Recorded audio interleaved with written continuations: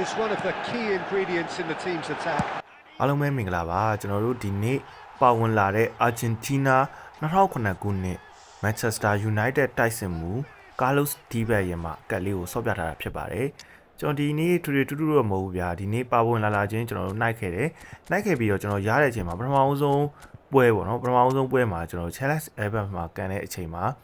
ကျွန်တော်ကာလော့စ်ဒီဘက်ကိုဒီထည့်ဆော့ခဲ့တယ်ပေါ့နော်အဓိကအားဖြင့်ကတော့ကျွန်တော် Nissan Ryan ထေဘက်ကိုကျွန်တော်အတူတူဆော့ပြမလို့ပဲပေါ့နော်ဒါပေမဲ့ဒီထဲမှာတော့ဒီ Carlos Dibas ရဲ့မှာဗီဒီယိုလေးပဲပါလိမ့်မယ်ဗျာဆိုတော့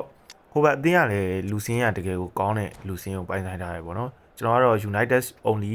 တံပြထားတဲ့ဗီဒီယိုလေးဖြစ်ပါတယ်ကျွန်တော်တို့ဒီ level training တွေကတော့ကျွန်တော်မနက်က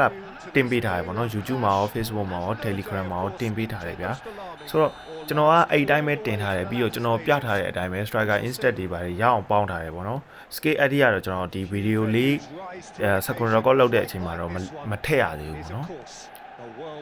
ဒီ video တင်တဲ့အချိန်ဆိုရင်တော့ထည့်ပြီးလောက်ပြီဗျာဘာဖြစ်လို့လဲဆိုတော့ကျွန်တော်ကအရင်ဆုံးစော့ကြည့်တယ်ကိုစော့ကြည့်တဲ့အကြိုက်တဲ့ကစားသမားကစားပေါက်ကြရင်အဲ့ကစားသမားကိုရအောင်ထည့်တယ်ပေါ့နော်ဆိုတော့ဒီ Dibas အနေနဲ့ကသူကဒီရှေ့တန်းကျွန်တော်တို့ goal poacher right striker play style နဲ့ပါဝင်လာတယ်ပေါ့နော်ကျွန်တော်တို့ goal poacher right striker တွေက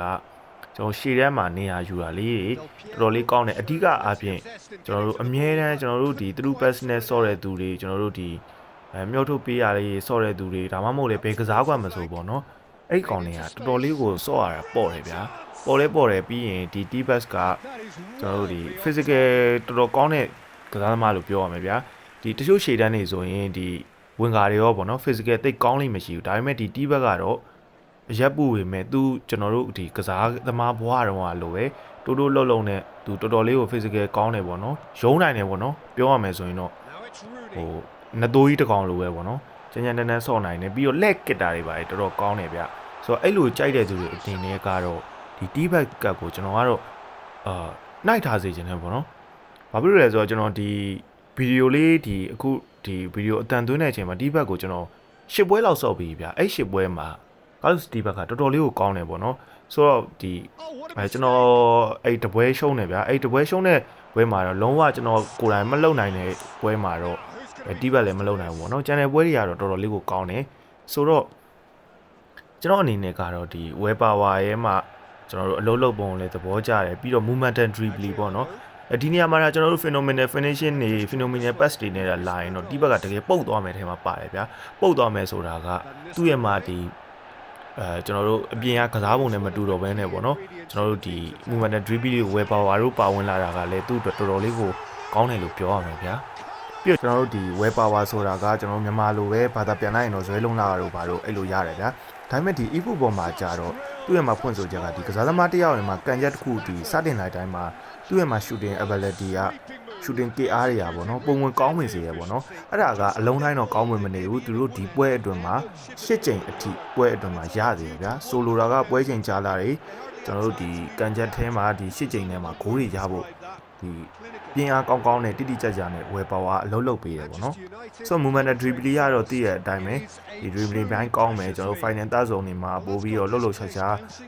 းလိန်ခောက်လှုပ်လို့ရမယ်ဆိုတဲ့သဘောမျိုးပေါ့နော်ဒီကြံနှစ်ယောက်ကတော့ကျွန်တော်တို့ Busquets နဲ့ Nissan Ryan ပေါ့နော် Nissan Ryan ကကျွန်တော်ဒီ Busquets ကတော့ကျွန်တော်တိတ်မဆော့ကြည့်ရသေးဘူးဗျာ Nissan Ryan ကတော့ဆော့ကြည့်ပြီး Nissan Ryan လည်းအဲ့လိုပဲပေါ့နော် Nissan Ryan ကတော့ပိုပြီး finishing တွေကောင်းတယ်ဗျာသူကရှေ့တန်းတယောက်တည်းကစားကွက်တွေမှာဆိုပိုကောင်းတယ်ပေါ့နော်ဆိုတော့ Dibas ကတော့တော်တော်လေးရုံးတာတွေ့ရတယ် brother တို့အနေနဲ့ဒီဘောက်ကို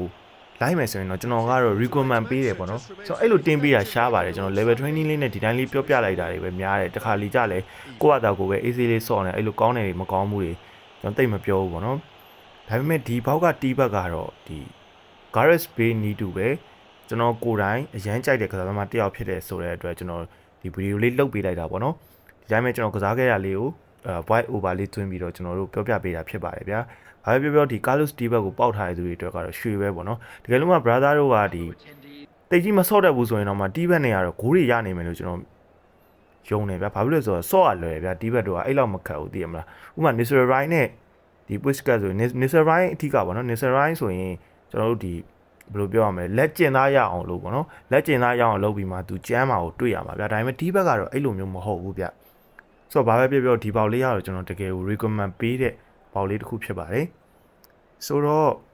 ဒီဗီဒီယိုလေးကိုဒီမှာပဲအဆုံးသတ်လိုက်ပါပြီအားလုံးကိုဒီကျေးဇူးအများကြီးတင်ပါတယ်ဗောနော်ဒါမျိုးလေးတွေပြောပြတာလေးကြိုက်နေတတ်တယ်ဆိုရင်လည်း comment ပေးခဲ့ပါကျွန်တော်နောက်ဗီဒီယိုနဲ့အတူတူပြောပြပေးမှာဖြစ်ပါတယ်ဗျ